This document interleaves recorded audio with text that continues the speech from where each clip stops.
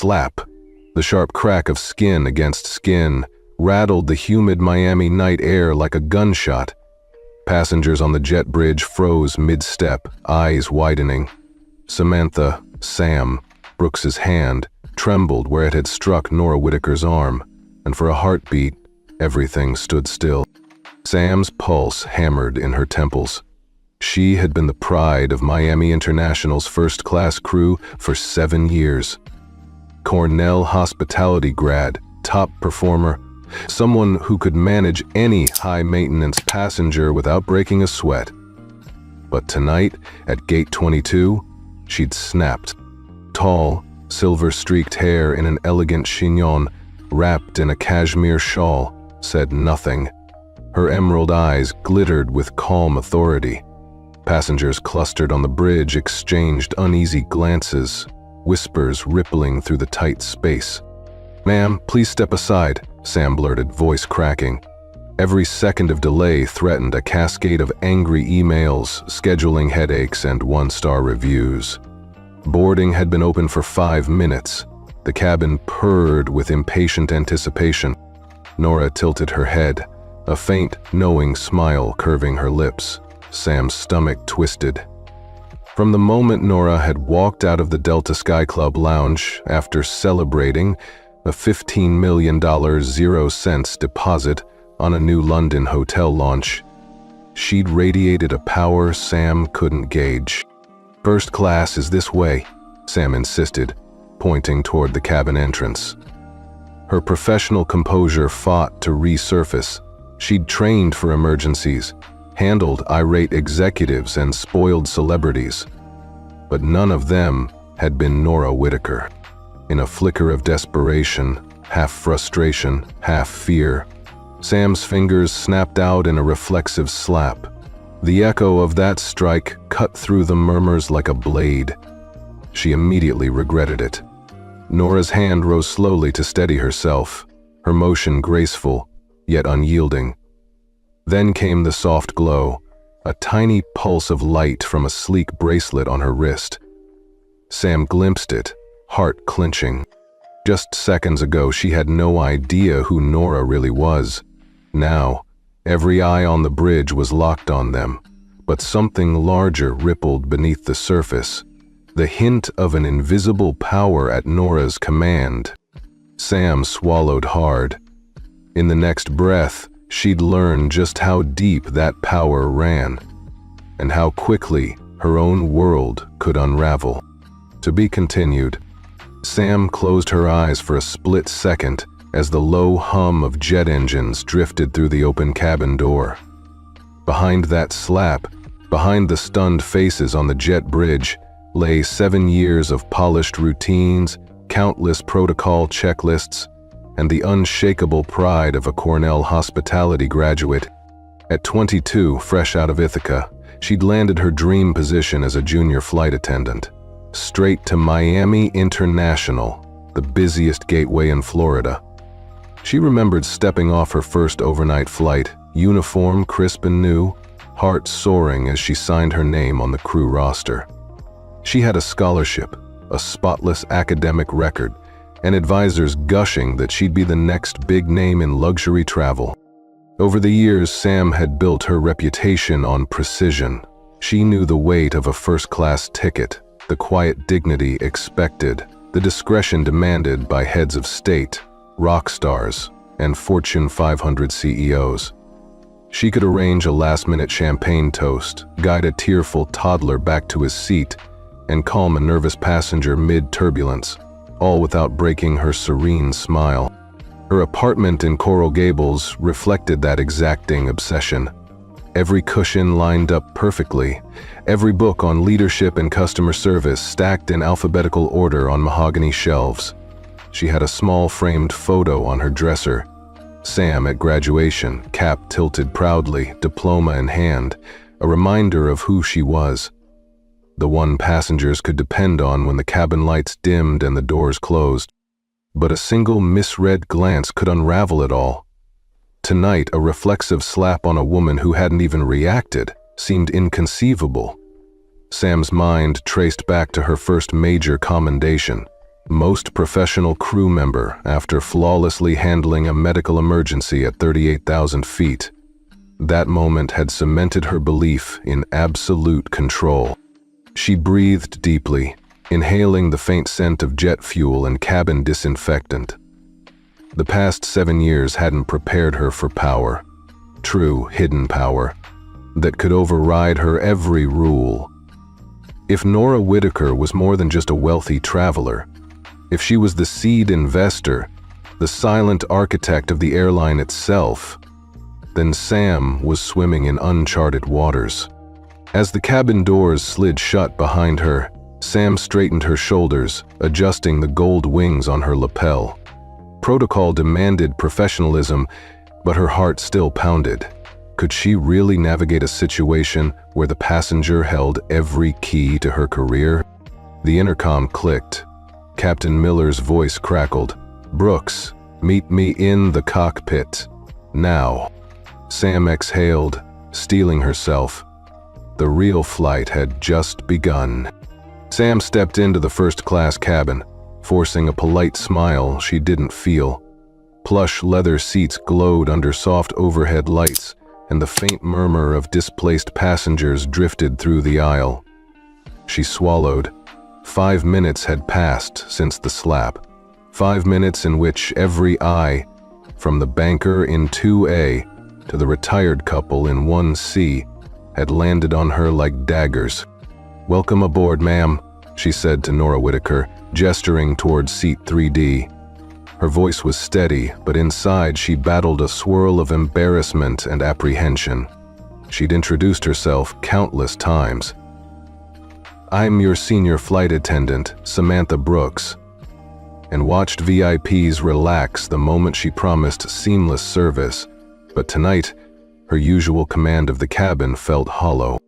Nora's emerald eyes followed Sam's shoulders, but she didn't move. Instead, she inclined her head once, acknowledging the direction, yet remained still. The silence stretched, broken only by the soft click of a luxury watch on Nora's wrist, an elegant timepiece Sam recognized from the Delta Sky Club gift shop, a reminder of the wealth and status she'd underestimated. A hush settled over the cabin. In the galley, Sam's colleague Janelle leaned in and whispered, "Is that really her? I heard she owns shares in every major U.S. airport." Sam's jaw tightened. Of course, Janelle had heard the rumors. Nora hadn't needed a name tag. "Serve everyone with respect," Sam muttered under her breath, reciting her mantra. She squared her shoulders and moved down the aisle, offering menus, pouring vintage champagne into crystal flutes, trying to refocus on routine tasks. Yet each time she glanced at Nora, she saw an inscrutable calm that rattled her carefully curated composure. When Sam reached Nora's seat, she paused. "Anything I can get you, Ms. Whitaker?" Her tone was professional. Her pulse skittered beneath the tailored jacket. Nora's thin lips curved into a small, almost imperceptible smile. "A glass of your finest Chardonnay," Nora replied quietly, her voice smooth as silk. Then she added, almost as an afterthought, "And a moment of discretion, please." Sam nodded, heart pounding. She turned away, her back stiff. As she poured the wine, the cabin's soft lighting caught the droplets on the crystal, like tiny stars caught in mid-fall. Whispers rippled again, this time about Sam's sudden deference. With glass in hand, she returned to Nora's seat. Their eyes met briefly, and Sam felt a wash of regret. She'd thought she controlled this environment. Now she realized she was navigating someone else's realm entirely, and she hadn't even noticed until it was almost too late. Sam hovered near the galley, rolling a crystal wine glass between her fingers when a soft chime echoed through the cabin's PA system. It wasn't the captain. This was a ground-level override. Every crew member recognized the tone. "Attention all crew," the voice crackled. Please be advised that Ms. Nora Whitaker is the principal seed investor in this airline, having contributed over $50 million, 0 cents in startup capital. Treat her with the highest priority." Sam froze mid-pour. $50 million, seed investor. Not just a high-rolling passenger. She'd bankrolled the entire operation. The glass slipped in Sam's hand, and a bead of Chardonnay arced toward the plush carpet before Sam lunged to catch it. "Oh," Janelle murmured from the end of the galley, eyes wide. "Did you hear that?" Sam's throat tightened. She forced a nod, swallowing the lump forming there. All her neat checklists, her ironclad rules, stolen by a single slap, ignited by a woman she'd misjudged. As Sam stepped into the aisle again, whispers fluttered between passengers. "Is that true?" muttered a businessman by seat 4B. $50 million? She owns the place."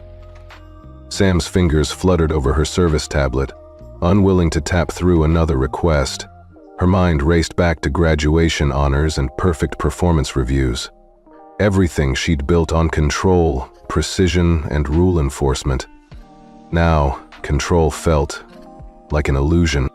Determined to salvage her composure, Sam straightened her spine and squared her shoulders. Every fiber of her professionalism screamed, adapt, recover, move forward. She approached Nora's seat, offering a crisp menu as though nothing had changed. Nora's emerald gaze followed her, unreadable yet piercing. Sam slid into the chair across from her, voice soft but steady. "May I refill your champagne, Ms. Whitaker?" Nora allowed the smallest nod. In that silent exchange, Sam realized the journey had shifted. This wasn't about protocol anymore. It was about navigating someone else's world, one built on the legacy of her own generosity. And Sam would have to relearn every rule. Sam paused mid-step, tray of crystal flutes hovering at her side. Under the cabin's soft lighting, she caught a glimmer from Nora Whitaker's wrist. A tiny pulse of light from that sleek bracelet Sam had noticed earlier. It was subtle, almost elegant, but in that moment, it felt like a spotlight, training its beam on her every mistake. Her chest constricted. All the rehearsed responses, the safety checks, the good evening smiles, none of it mattered now. Sam's vision narrowed to that single, pulsing glow. She felt exposed, as if someone had stripped away her uniform and laid bare every ounce of her insecurity. Around her, the cabin hummed with polite conversation. Businessmen adjusted their ties, a retired couple sampled caviar, and somewhere in the back row, soft laughter rose and fell. But Sam felt the hum morph into a low, insistent thrum. Her anxiety made the air vibrate. She reminded herself she was a Cornell-trained professional, a top performer, someone passengers trusted, yet right now every rule she enforced felt trivial against the weight of Nora's unspoken power. The bracelet's light winked again, and Sam's fingers fluttered at her side, as though she might drop the train. Nora regarded her with those steady emerald eyes. No anger, only calm control. It was unnerving. Sam realized the real tension wasn't in the slap or the announcement. It was here, in this silent standoff. She was no longer in charge. In a breath, Sam forced her shoulders back and squared her posture.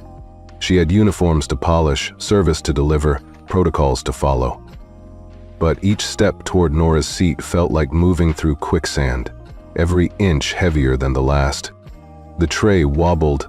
Sam steadied it with a tight grip, heart hammering. She swallowed, voice caught in the back of her throat. "Miss Whitaker, your champagne," she managed, sliding forward. Nora accepted the glass without a word. The bracelet's glow faded, but its impact stayed lit in Sam's mind. An unspoken warning that the real flight had only just begun. A soft chime buzzed through Sam's earpiece, slicing through the cabin's hushed ambiance. She froze, chin rising. That wasn't the captain's voice. It was the ground override. Security to Gate 22. Samantha Brooks, report to the cockpit immediately. Repeat, report to the cockpit now. Her knees went weak. Sam's hand trembled as she set the glass down, its crystal tinkling sharply against the tray. $50 million in seed funding. A slap on the wrist wouldn't cut it. Nora Whitaker had just flipped every switch in the system, and Sam was the only one who could hear the call. Sam's uniform felt suddenly too tight.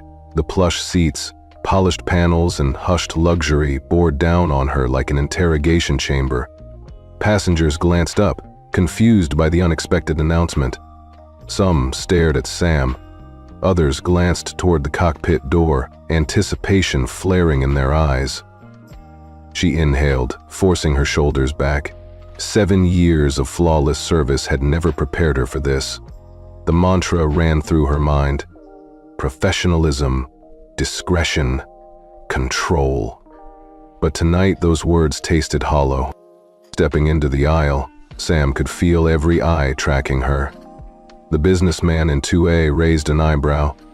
The retired couple in 1C exchanged worried looks. Sam squeezed her palms into fists to steady herself. She reached the curtain, hesitated, and then pulled it aside.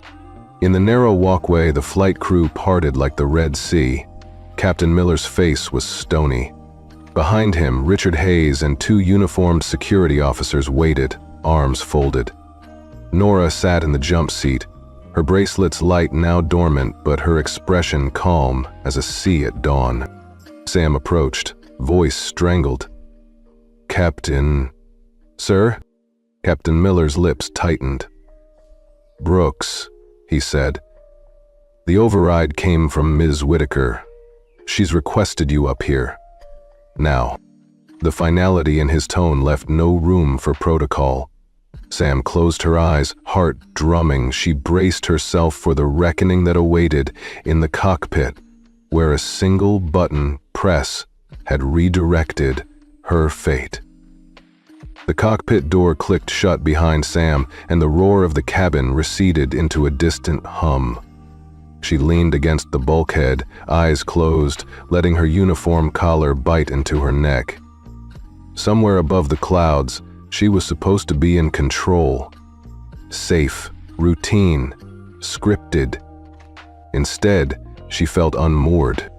Her mind drifted back to her first major in-flight crisis 6 years ago.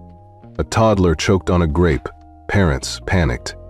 Sam had knelt on the carpet between seats, coached a frantic dad through the Heimlich, and watched relief wash over the cabin when help arrived.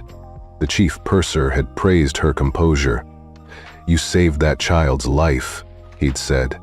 That moment cemented her belief. Sam Brooks could handle anything. Then there was the time last winter when a businessman in 3C complained his steak was slightly overdone. She'd marched to the galley, barked orders, and personally escorted a fresh fillet on fine china. He'd smiled, tipping generously, murmuring, "Perfect." Sam had filed that note in her mental trophy case. Proof that her standards were impeccable. She remembered the countless times she'd dismissed economy passengers with a flick of her wrist. "I'm sorry, ma'am, that's outside my purview." She'd prided herself on protecting first class from amateurs. In her mind, rules were absolutes, and she was their unwavering guardian. A soft beep on her service tablet yanked her back. Sam opened her eyes, confronting the reality of tonight's unraveling. She'd always believed authority flowed from her badges and certifications, but now she realized how fragile that illusion was when someone else held the real power. She straightened, shoulders set, resolve hardening. Those flashbacks weren't just memories. They were a roadmap of her arrogance. If she was going to navigate this reckoning, she'd have to face each misstep head-on and learn what it truly meant to serve. Because beyond protocol lay something far more important: respect. And tonight, She was just beginning to understand why it mattered most. Sam stood in the center of the ground operations office, the soft glow of surveillance monitors tracing her every move. Nora Whitaker sat poised beside Richard Hayes and two uniformed security officers. Behind them, a bank of screens showed live feeds from the jet bridge, the cabin, even the first-class lounge. Sam's heart pounded as the door clicked shut. Richard's voice was calm but firm. "Ms. Brooks, you owe Ms. Whitaker a formal apology for the slap and for disregarding her authority."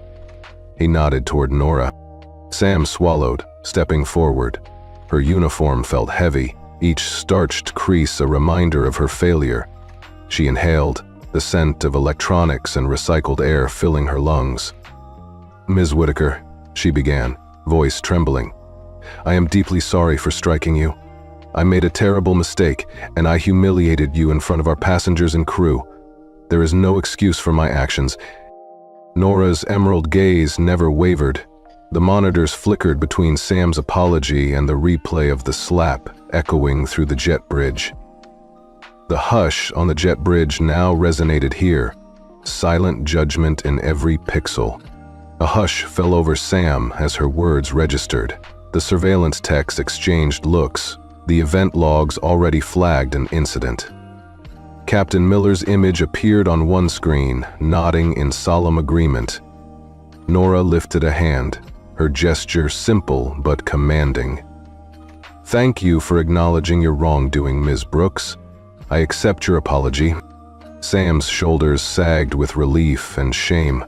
She had sought perfection through procedures, but now she understood public reckoning. This apology wasn't just protocol, it was a necessary act of respect. Richard cleared his throat. "We'll document this as part of your corrective action plan. Ms. Brooks, your probation begins immediately." Sam nodded, steeling herself for the next phase of consequences. As she left the room, the monitor shifted back to routine flight data. Sam glanced once more at Nora's composed profile on the screen. The public apology had passed, but the real lesson had only just begun. Back in the cabin, Sam moved like a shadow among the seats, her probation order etched in every step. She carried a silver tray laden with chilled water, gourmet chocolates, and a fold of plush blankets, an unspoken peace offering to Nora Whitaker. Each item symbolized the service she'd once performed with pride. Now, they reminded her of the price for her mistake. "Ms. Whitaker?" Sam said softly, offering the tray. Her uniform remained spotless, but her posture was different, hunched, tentative. She winced as the passengers in 2A glanced up, their expressions a curious mix of sympathy and approval. The hush in first class felt heavier than any turbulence. Nora accepted the tray with a gracious nod. "Thank you, Samantha." Her voice was quiet but carried the weight of the entire ordeal. Sam pressed on, draping the blanket over Nora's lap and refilling her water glass with a steady hand. In the aisle, Janelle caught Sam's eye and offered a sympathetic half-smile. It stung. Sam was the veteran, the one who'd tutored Janelle through her first months. Now she followed Nora's lead, learning humility in real time. Throughout the flight, Sam anticipated Nora's needs before a request formed. Extra lavender-scented pillow? Granted. A fresh cup of jasmine tea after dinner? Already steeping. But every act of overcompensation reminded Sam of her failure. The ledger of pride she had once balanced with perfect service was now weighted with guilt. By the time the seatbelt sign chimed off for the descent, Nora sat comfortably, eyes bright with the city lights below. Sam approached one last time, clearing the empty glasses. "It's been my privilege to serve you, Ms. Whitaker." Nora smiled, a genuine curve that freed something tight in Sam's chest. "You've done more than serve, Samantha. You've learned." In that moment, Sam understood that true service went beyond protocol. It was about respect, empathy, and the courage to change. The seatbelt sign chimed off, but for Sam Brooks there was no relief. She hovered just inside the galley, hands clasped behind her back, listening to the cabin's low murmur of post-fleet chatter. The captain's announcement had ended 10 minutes ago, yet the weight of those words still pressed on her shoulders. "Mrs. Brooks," Captain Thomas Miller's voice had said over the PA, "your performance record and years of service are commendable. However, given tonight's incident, the airline has placed you on a 6-month probationary period. During that time, you will complete mandatory leadership development courses, passenger relations workshops, and comprehensive anti-bias training. Your progress will be evaluated monthly. Fail to meet these requirements, and your tenure with us will end immediately." The moment those syllables landed, Sam had felt every inch of her 7-year reputation slip away. Probationary period. The phrase echoed like thunder in her mind, a spotlight exposing every past infraction she'd neatly tucked away. She'd handled medical emergencies at 38,000 feet, soothed screaming children, and earned flawless performance reviews. Yet here she was, stripped to her core vulnerabilities in front of everyone. Now, in the hushed quiet of the first-class cabin, Sam smoothed down her uniform, each crease suddenly jarring rather than crisp. She took a breath, tasting the residual fizz of champagne on her tongue, a faint reminder of Nora's calm composure. Every passenger glance felt loaded with silent judgment.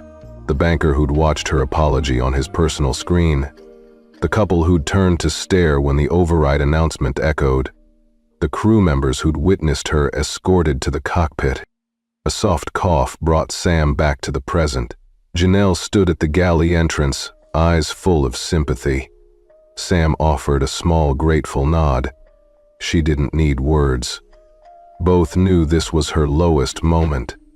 Yet somewhere beneath the humiliation, a spark of determination flickered. She thought of Nora's final parting words. "You've learned."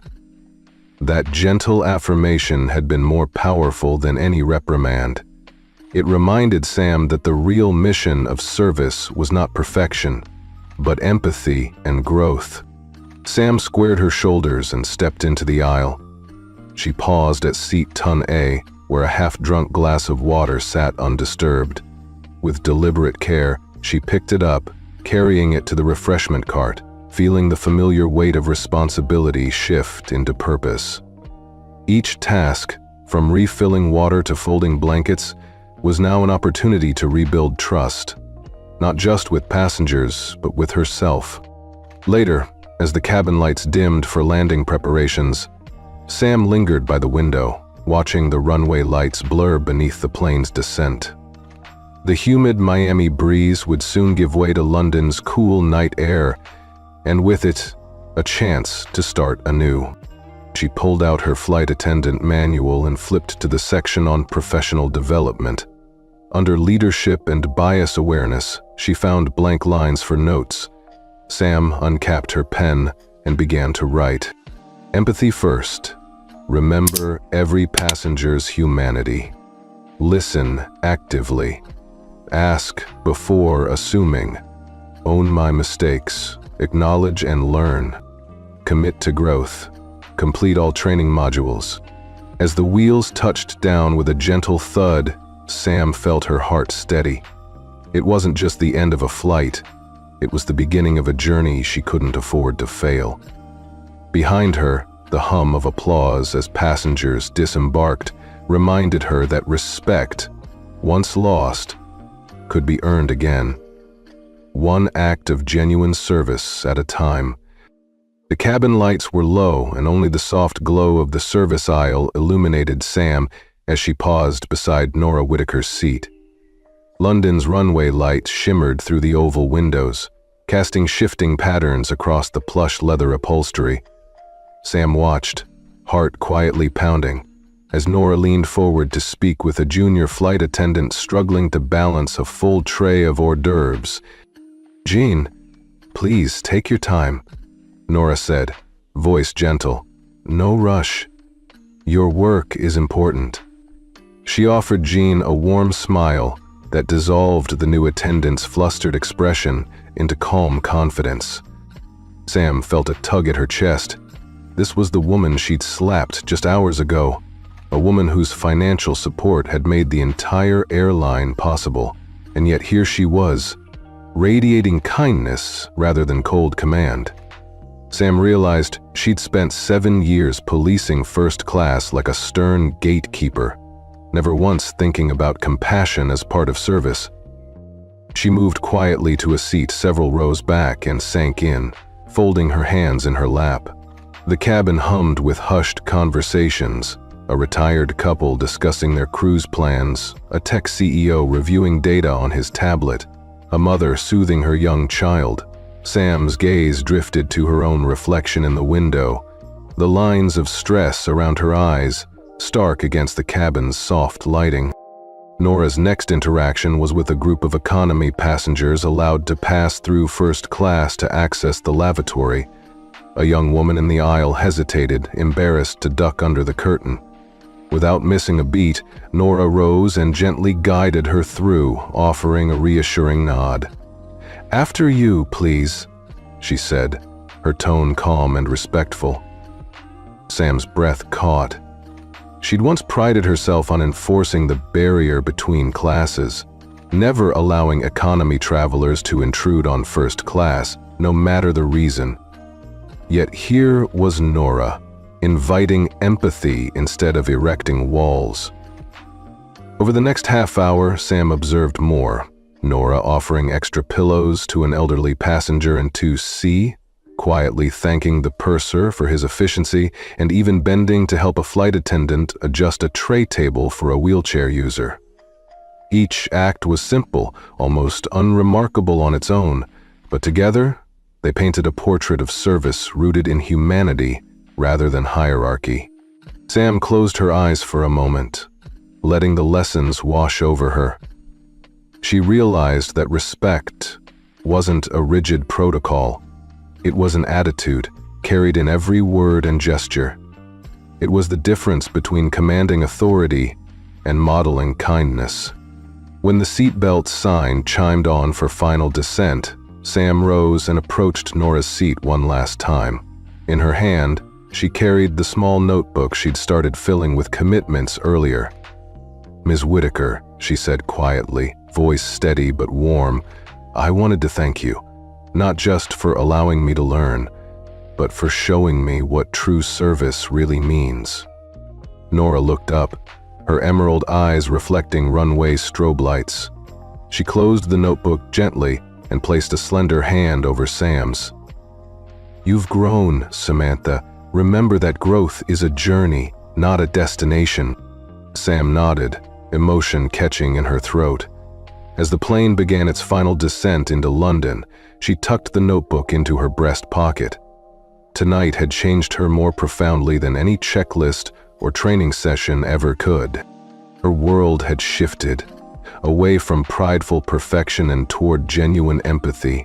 And in that transformation, Sam Brooks found a new kind of pride, the quiet confidence of someone who serves with both skill and heart. The jet bridge docked with a gentle thud, and the seatbelt sign flicked off. London's cool night air seeped through the open door as passengers gathered their belongings. Sam Brooks stood poised just inside the cabin, notebook tucked into her breast pocket. Tonight she carried more than trays and service protocols. She carried newfound wisdom.